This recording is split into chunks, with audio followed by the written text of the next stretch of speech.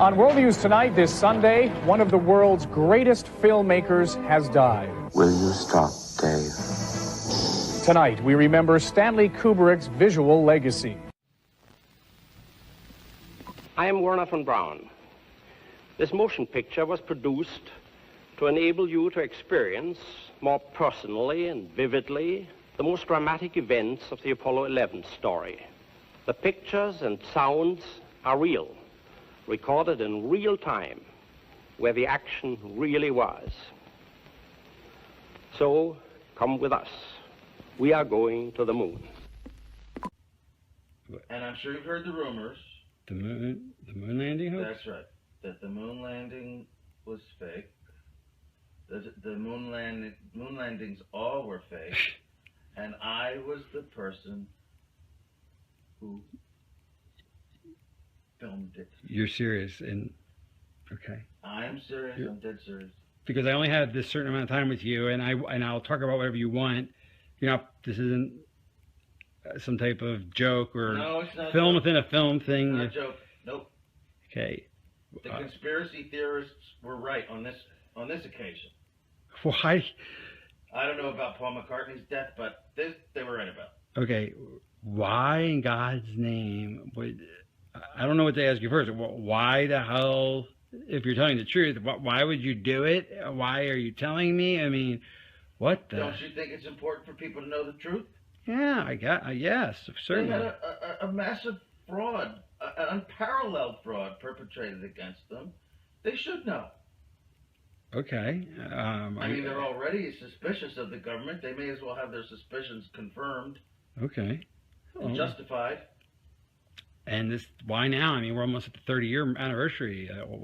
What took so long? Why, if this is true, why? I won't go into that. It has to do with personal. Okay. Evolution and influences. And, well, I'll go into that. Is that why you look a little haggard right now? Because you look a little worn. No offense. Like. Well, also, yeah, because I haven't been taking care of myself too well. I've been drinking a lot, but. Is that because of the stress of this? Of course, stress, guilt, just conflict of all kinds. Wow, I mean, so you feel bad about this, clearly. I mean, this is not... I do feel bad about it. I also feel proud of it. It's a terrible conflict. Because you've pulled off one of the greatest hoaxes ever because of your... And because I made a film, if you want to call it a film, which I consider to be my masterpiece. And you can't take credit or even talk about it you are now. I'm hereby taking credit for right, but you can't actually go out. You're doing, when people see this, you'll be dead. Until 10 years. Right, or 15, yeah. After my death. So you can't talk to Roger Ebert about it. You know, does that frustrate you? I have to pay the consequences for the decision that I made many years ago to go along with this. Like a deal with the devil. It's Faustian, to be sure. Because, and is that why you got such power in Hollywood? I mean, that would explain that. Why I have the freedom I have, that was part of it, yes.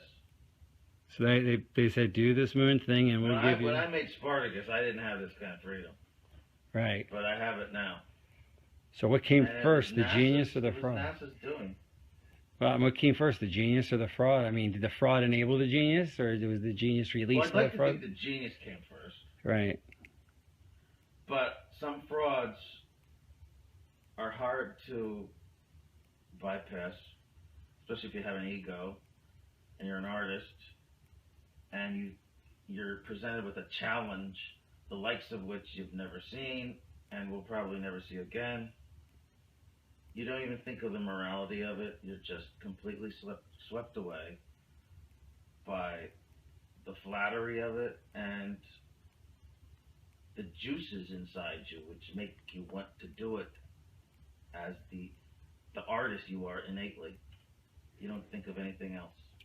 What a conflict. I mean, gosh, I can't imagine being presented with that opportunity. On one hand, I really would want to do it, but then I'd probably say, well, I'm committing a crime and lying and... It depends, but my guess would be, no, if you're good, you would do it. I discussed this with Levinson, Barry Levinson.